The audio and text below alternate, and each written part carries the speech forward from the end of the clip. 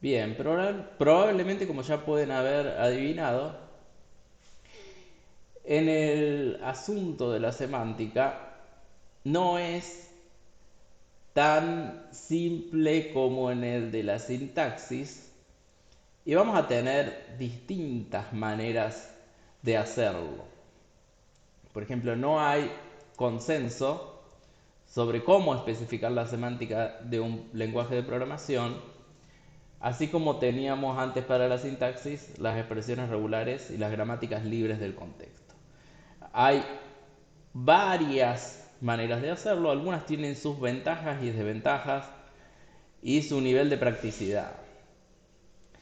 Ya incluso dentro de las matemáticas, de las semánticas con especificación matemática, tenemos diversas variantes, porque matemáticamente podemos definir las cosas de diversas maneras.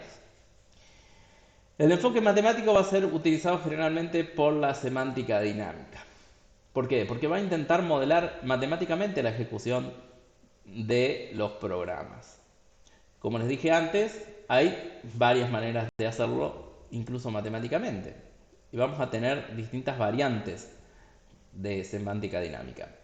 Vamos a tener las principales, son la semántica operacional, la semántica denotacional y la semántica axiomática. Ya vamos a ver cómo matemáticamente cada una especifica a su manera. Y tenemos los enfoques que no son matemáticos, que generalmente son estáticos, que intentamos especificar la semántica de alguna manera un poco más entendible para los humanos. Y acá nos surge el tema de la semántica informal, que es a través de texto, como hicimos en el ejemplo al principio de la unidad. Y también algunas que utilizan algo de matemática, como es la semántica dirigida por la sintaxis, en la que la sintaxis me va a guiar a la semántica. Esta se suele identificar también con el nombre de gramática con atributos.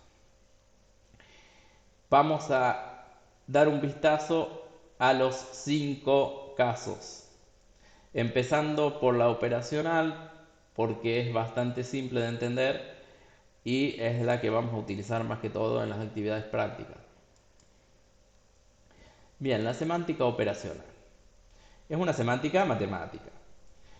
El tema es que más que utilizar una fórmula, en este caso, el programa se va a transformar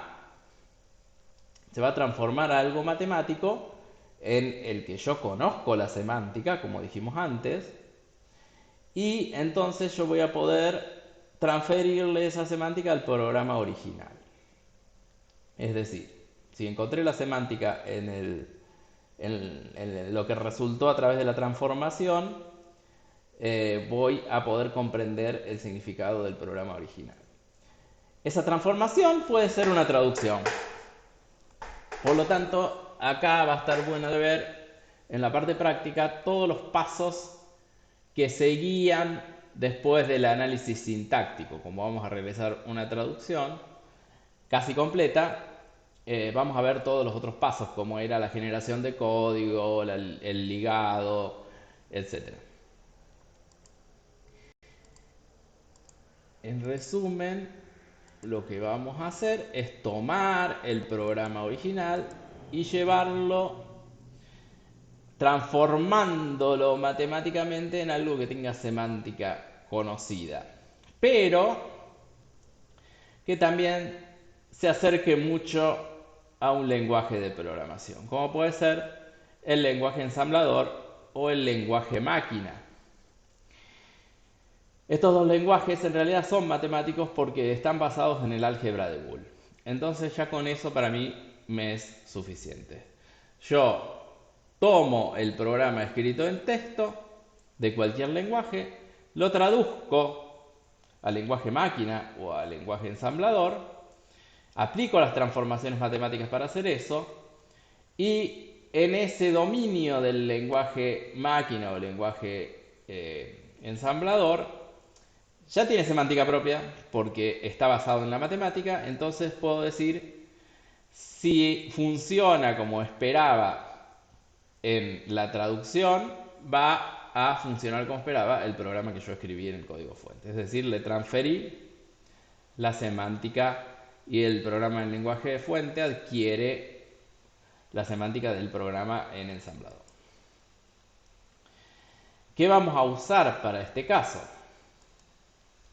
Porque podríamos utilizar cualquier lenguaje ensamblador o cualquier lenguaje máquina. Podríamos utilizar, por ejemplo, el lenguaje máquina de Intel, de los procesadores Intel. Sin embargo, vamos a optar por utilizar una máquina abstracta, no un procesador concreto. Una máquina abstracta que cumpla con la arquitectura computacional de von Neumann, por lo tanto van a cumplir los procesadores actuales, y que esa máquina abstracta sea la que ejecute los programas y para ella vamos a compilar. Entonces va a tener una forma muy parecida a la de los procesadores actuales. Esa máquina va a estar formada por una CPU que va a tener registros internos como el registro IP, que era el puntero de la instrucción, y se va a comunicar con la memoria. También de manera abstracta, vamos a considerar una memoria genérica. Vamos a intentar ejecutar luego sobre esa compilación. Esta máquina no es un procesador eficiente ni un procesador optimizado para ejecutar, es un modelo nomás para probar la semántica de los programas. Así que no tenemos que preocuparnos por esos detalles de eficiencia. Y no está obligada a seguir alguna implementación real, como por ejemplo la del procesador Intel. Solo tiene que respetar los efectos de la ejecución. Bueno, acá vamos a aclarar una cosa que después vamos a ver el efecto real, es que esta semántica expresada de esta manera en realidad es un caso especial de la semántica denotacional, que tiene un par de desventajas en comparación con la denotacional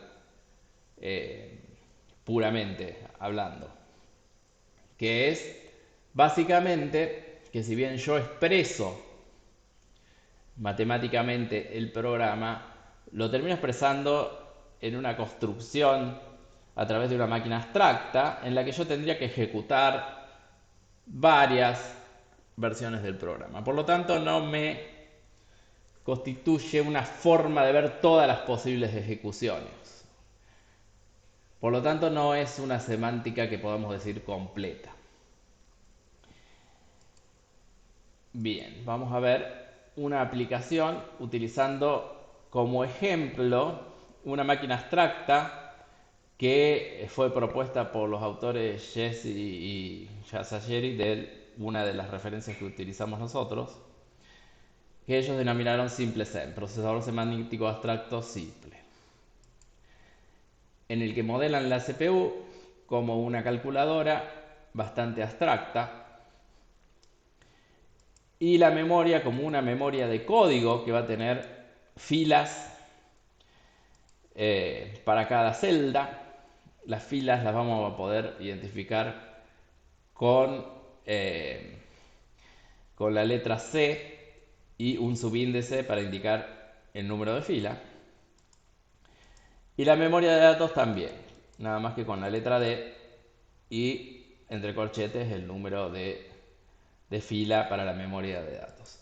La CPU va a tener algunos registros internos de los cuales el único que más o menos nos va a interesar es el puntero de registro al puntero de instrucción.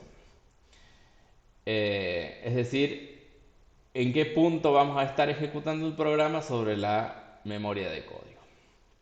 Básicamente estos son los componentes principales de este procesador abstracto que se propuso en esa bibliografía.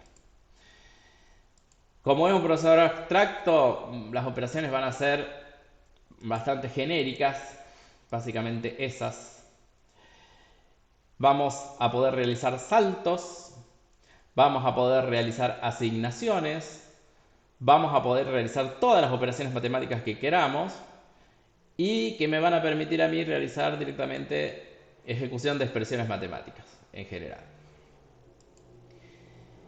Este procesador obviamente recibe como bienvenido el ciclo de instrucción, el ciclo de ejecución fetch execute, que las máquinas de von Neumann les gusta tanto, que básicamente es inicializar el puntero de instrucciones a la primera celda de memoria donde empieza nuestro código, que en este caso es C0, y vamos a repetir indefinidamente hasta que encontremos una instrucción especial que se llama stop o halt. En ese caso vamos a ejecutar la instrucción, en esa repetición vamos a ejecutar la instrucción apuntada por IP. Si la instrucción no me lo modifica, seguimos con la siguiente instrucción. Si la instrucción lo modifica al puntero de instrucción, provocando un salto, vamos a tratar de ir al punto en el que me permitió saltar. Es decir, en resumen, si la instrucción no modifica a IP, se incrementa sola. Y si lo modifica, vamos a saltar al punto donde tengamos que ir y que nos dice. Vamos a tomar como casos básicamente programas antiguos, porque son bastante simples de analizar en estos casos, y uno que vamos a utilizar mucho es Fortran.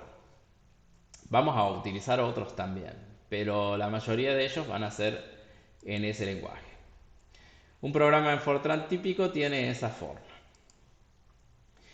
Y como dije anteriormente, vamos a tratar, como vamos a traducir a ensamblador, vamos a tratar de aplicar todos los otros pasos que no habíamos hecho en el ciclo de compilación, a partir de del análisis sintáctico, como les decía antes. Lo primero que vamos a hacer es tratar de hacer la ligadura. Fortran, por suerte, era un lenguaje estático completamente, es decir, que todas las ligaduras son estáticas. No nos hace preocuparnos por ese aspecto, entonces podemos hacer directamente como primer paso la ligadura de todo. ¿Y qué vamos a decir? Bueno, acá cuando nos encontremos con la instrucción common, la sentencia common, nos va a especificar que se trata de una variable global. Entonces, ya directamente le podemos dar una dirección a esa variable. A la variable y en este caso le vamos a dar una dirección de memoria establecida por lo que está ahí entre corchetes. Como es un lenguaje estático, las variables locales de los procedimientos también van a ser estáticas. Entonces va a ser muy similar al caso de las variables globales. Entonces cada vez que nos encontremos con una variable local, vamos a hacer el mismo proceso. Es decir, acá en este caso tenemos como local la j, que es entera. Y la vamos a almacenar en la memoria también. Y tenemos en un subprograma o en un procedimiento que se llama x, tenemos la variable k y la variable j. El de arriba vendría a ser una especie de main, por lo tanto vemos que ahí tenemos la variable i y j declaradas. La j de este main no es igual a la j del procedimiento, por lo tanto otra vez tengo que crear para la j. Bien, ya terminé de establecer las direcciones de memoria que voy a utilizar. Ahora vamos a ver por qué fue realizado de este tipo extraño en el que tiene dos subíndices. ¿Por qué? Porque vamos a tratar de dividir esa reserva de memoria por procedimientos. A las variables globales, como no tienen ningún procedimiento asociado, le vamos a llamar common a ese bloque en el que se encuentra. Entonces, y la tenemos en el bloque common 0. Como no tenemos otra global, termina ahí. Para el resto de las cosas que no sean globales, o sea que van a ser procedimientos o funciones seguramente en Fortran, la primera dirección la vamos a reservar. Ya vamos a ver por qué. Vamos a empezar a utilizar a partir de la segunda, que es la que tiene el índice 1. Entonces, para la J voy a utilizar el bloque del main con el 1. Para la K voy a utilizar el bloque del procedimiento X con el 1. Y la J va a tener el 2. La primera está reservada, que es el 0. Y en resumen, lo especifico como dije antes. Dato de la unidad de programa con el nombre, entre corchetes, coma, la posición que tiene. Con esto ya especifiqué la ligadura completa de memoria de datos. Bien, ¿por qué otra vez pude hacer esto? Porque Fortran es un lenguaje estático. Ahora, una vez que tengo hecho la ligadura, podría empezar a ligar esto y cargarlo ya directamente a los datos. Podría estar formado mi programa en Fortran por varios programas de Fortran. Bueno, en este caso le aplico el ligado y voy cargando en la memoria directamente. Es decir, el ligado, acuérdense que era juntar todo y la carga es ponerlo directamente en la memoria. Entonces, le voy a sacar los bloques que yo le fui dando como asignación inicial y le voy a poner la memoria verdadera que tengo. Que la memoria verdadera que tengo es la memoria que identificamos con la letra D y la posición, que es única. Entonces, la I, como es lo primero que encuentro, lo voy a poner en D0. Como reservaba cada primer segmento del bloque de los otros procedimientos, también voy a hacer lo mismo en la memoria definitiva. Y entonces, cuando me encuentro con la siguiente celda, que es D1, la voy a reservar. Sigo con la variable J, me voy a la siguiente celda. La que sigue también la voy a reservar. D3 la voy a reservar. K iría en D4 y J en D5. Ya realicé la carga en memoria y el legado, si hubiera varios programas, preparada para la ejecución del programa. O sea, hice el paso que hace el ligador y el sistema operativo. Fíjense que hasta ahora fue bastante sencillo. Parece complicado, pero bueno, no es tan así. Estos bloques que fuimos creando, ya vamos a ver que en realidad son los registros de activación de las distintas unidades o procedimientos del programa. Esto lo vamos a ver en detalle más cuando empecemos con analizar la unidad 6, que es la unidad transversal que vamos a dar junto con esta. Una vez que tengo esto, yo ya puedo distribuir cómo me va a quedar la memoria. Acá lo hice en forma gráfica y puedo ver la segmentación de la memoria. Es decir, usé un pedazo para las variables globales, que era de 0, que va a almacenar la variable i. Utilicé un pedazo para el bloque del main, que va a tener la primera reservada y después la j. Y utilicé un pedazo para el procedimiento X, en el que reservé la primera y las otras son la K y la J. Ahora vamos a hablar de por qué usamos esa reserva o ese valor reservado. Ese valor reservado lo voy a usar yo para guardar a dónde tengo que volver una vez que me fui al procedimiento. Es decir, cada vez que yo hago una llamada al procedimiento X, yo me voy a ir del programa principal. Necesito guardar en algún lado donde tengo que volver. Es decir, si yo lo llamo al procedimiento X en la línea 3, yo debería volver a la línea 4 cuando termine el procedimiento 3, el procedimiento X. Ese dato del 4 es lo que yo voy a guardar en la celda reservada del procedimiento X. Esa celda reservada es entonces el puntero de retorno del procedimiento. Lo vamos a ver bien cuando realicemos la ejecución. Ahora que nos encargamos totalmente de los datos, nos vamos a encargar del código. Vamos a tener que tener la memoria de código C. Acá también vamos a realizar el ligado y la generación de código en simultáneo. Si tuviéramos varios programas, como vamos a tener uno solo, no vamos a hacer el ligado real y vamos a hacer la generación de código del programa. Para la generación de código también voy a dividir la memoria en bloques, de acuerdo a la unidad de programa que yo tenga. La primera que tengo es un main.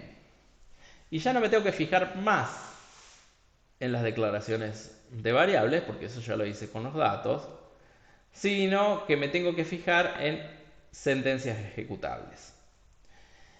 Bien, la primera es la llamada a la subrutina X. Esto no hace falta que se comprenda al 100% la primera vez que lo vemos. ¿Por qué? Porque lo vamos a ir viendo con ejemplos incrementales durante la práctica para ir asimilando bien el concepto este. Así que no se preocupen si esto no se entiende exactamente al 100% la primera vez. Hago la llamada al procedimiento X. ¿Qué quiere decir? Que lo primero que voy a hacer es guardar en el reservado del procedimiento X, que es la dirección de memoria 3, ¿a dónde va a volver? Ya lo guardé. Después, ¿qué hago? Me voy al procedimiento X. O sea que hago que mi puntero de instrucción apunte a la memoria de código donde está X. Que en este caso ya vamos a ver que es la 6. O sea, C6. Entonces le voy a poner al puntero de instrucciones el número 6. Bien. Luego sigo, suponiendo que terminé de llamar a X y me voy a volver a la dirección donde está el goto6. Este goto6 me dice que me vaya a la línea 6 de acá, que en la que me encuentro con un end. Entonces le voy a decir directamente al puntero de instrucciones, andate a la celda 5 donde está el end, que el end es equivalente a la instrucción halt. En el medio va a quedar la otra llamada al subprograma que no se va a ejecutar nunca porque hay un goto y tiene una forma similar a la que pusimos en las celdas 1 y 2. Con eso nos queda la transformación o la compilación completa, generación de código completa del main. Ahora vamos a ver la generación de código de la subrutina. La subrutina ya sabíamos que empezaba en el 6, lo había anticipado antes porque todo lo otro va del 0 al 5.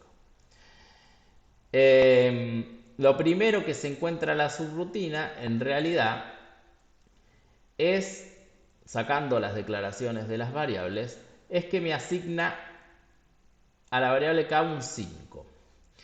La variable k estaba en la dirección de memoria 4, entonces a esa dirección le pongo un 5.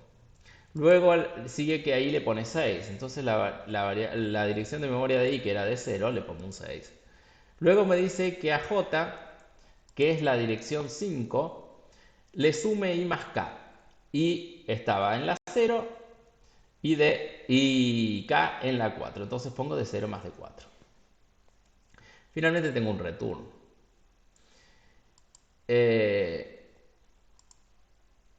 El return le va a decir al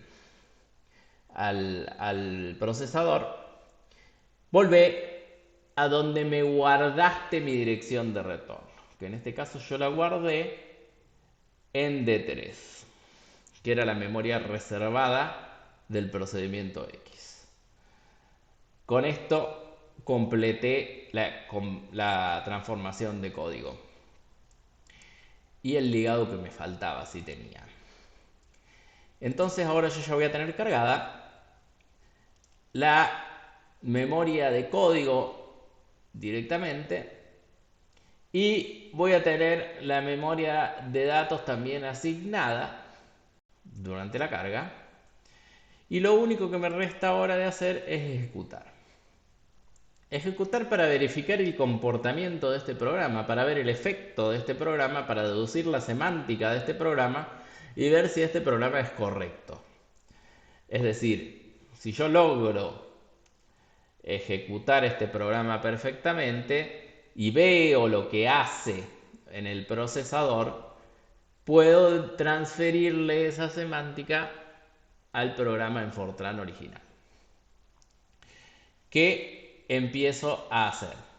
Simplemente arranco de la posición 0 de la memoria de código y voy haciendo lo que me va diciendo. Por ejemplo, en D3 tengo que poner IP más 2. IP es 0. Entonces en D3 pongo 2. Luego me dice que ponga IP6. Cuando ponga IP6 me voy a saltar directamente al 6. Que me dice que en D4 almacene 5. Ya lo fui haciendo allá a la derecha. Luego me dice que en D0 almacene 6. Luego me dice que en D5 almacene lo que hay en D4 y más lo que hay en D0 más lo que hay en D4. Lo que hay en D0 es 6, lo que hay en D4 es 5, por lo tanto D5 va a tener 11. Y luego me dice que IP retorne a D3, que D3 es 2, vuelvo al 2 de la memoria de código y me dice que vaya con IP a 5, voy al alt.